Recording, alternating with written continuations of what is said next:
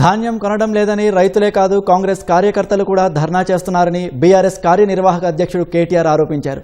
CM సొంత నియోజకవర్గంలోనూ రైతులు ధర్నా చేశారని తెలిపారు. రాష్ట్రంలో 35% మించి ధాన్యం కొనుగోళ్లు జరగలేదని, ఏ విషయంలోనూ ప్రణాళిక లేకుండా పోయిందని విమర్శించారు.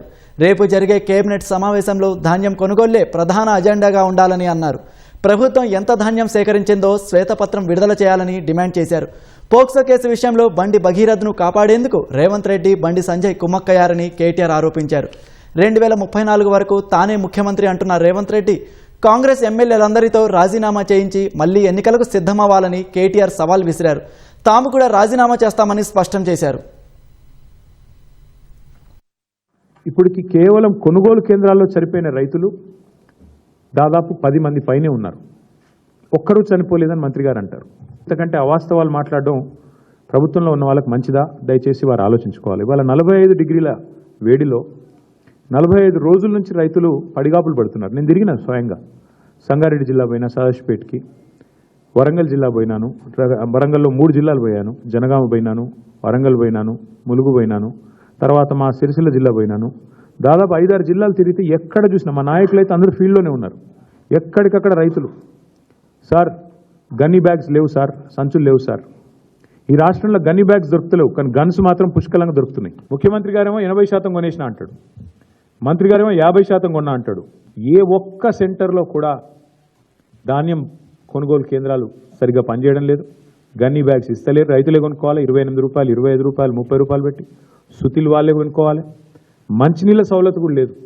ఇంకా మీదికెళ్ళి వెయిటింగ్ ఛార్జీలు కూడా రైతులే కట్టుకోవాలి. ట్రాక్టర్ లోడ్ చేసుకొని వస్తుండ్రు పాపం. ఏ సెంటర్ కన్నా పోదాం రాష్ట్రంలో. మీరు కొడంగల్ నియోజకవర్గంలోని ఏ సెంటర్ అయినా మేము రెడీ. ఎక్కడన్నా కూడా మీరు చెప్పినట్టు 80% కొనుగోలు జరిగినాయని మీరు రుజువు చేస్తే ఏ శిక్షకైనా మేము సిద్ధం ముఖ్యమంత్రి గారని నేను విజ్ఞప్తి చేస్తాను. దయచేసి భేషజానికి పోకండి.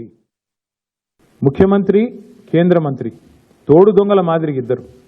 ఒక మైనర్ బాలిక మీద అఘాయిత్యం జరిగితే ఈ రాష్ట్రంలో కంప్లైంట్ తీసుకోవడానికి పోలీసులు నిరాకరించి 6 గంటలు పోలీస్ స్టేషన్లో కూర్చోబెట్టి వేధించి చివరికి కౌంటర్ కేసు పెట్టించారు. ఎవరు పెట్టించారండి ఈ రాష్ట్రంలో? వాస్తవం ఏంటి అసలు? సిగ్గుపడాలా ముఖ్యమంత్రి? ఏమంటాడు మీ డీజీపీ? ఆయనకి ఏమైనా ఉందా తలకాయ అసలు? ప్రైమ్ మినిస్టర్ బందోబస్తులో బిజీగా ఉన్నాం అందుకే కేసు పెట్టలేదా? ప్రైమ్ మినిస్టర్ బందోబస్తు వచ్చినప్పుడు మొత్తం నేరస్తులందరికీ హాలిడే ఇస్తారా?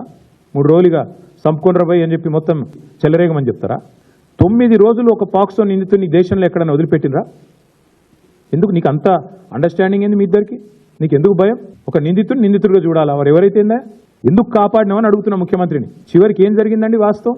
కేసు రిజిస్టర్ చేయడానికి భయం. 9 రోజులు ఒక నిందితుడిని దాచిపెడితే ఇంకొక సామాన్యుడైతే ఊకుంటారా పోలీసులు? వాళ్ళ తల్లిని, తండ్రిని తీసుకొచ్చి పోలీస్ స్టేషన్లో కూర్చోబెట్టారు. అంటే ఇక్కడ కేంద్ర మంత్రి కాబట్టి స్పెషల్ ఎక్సెప్షనా? అంటే నువ్వు రేపు చేయి, మర్డర్ చేయి, ఏమైనా చేయి, కేంద్ర మంత్రి కొడుకైతే మేము ముట్టుకోమనా? రేవంత్ రెడ్డి ఉన్నాడు మా దోస్తు కాబట్టి కాపాడుకుంటామనా? చివరికి దిక్కులేక నేను హైకోర్టుకు సల్యూట్ చేస్తున్నా. బెయిల్ కోసం ప్రయత్నం చేసిండ్రు మీరు, అది రాకపోతే సచ్చినట్టు నువ్వు అరెస్ట్ అంటావు, ఆయన లొంగుబాటు అంటాడు. ఇద్దరు డ్రామాలు. నిజంగానే ముఖ్యమంత్రి గారు 2034 దాకా ఉంటా అనే ధైర్యం ఉంటే మరి రద్దు చేసి పోదాం అసెంబ్లీ. చలో రద్దు చేయి, ఎన్నికలకు పోదాం, ప్రజలు తీర్పిస్తారు. నీకు నిజంగా అంత కాన్ఫిడెన్స్ ఉంటే, ప్రజల్లో అద్భుతమైన పరిపాలన ఉందని రద్దు చేయిపోదాం. మేము రాజీనామా చేస్తాం, మీరు కూడా రాజీనామా చేయండి. బీజేపీ వాళ్ళు చేసినా చెప్పినా ఆటోమేటిక్గా డిజాల్వ్ అయిపోతుంది.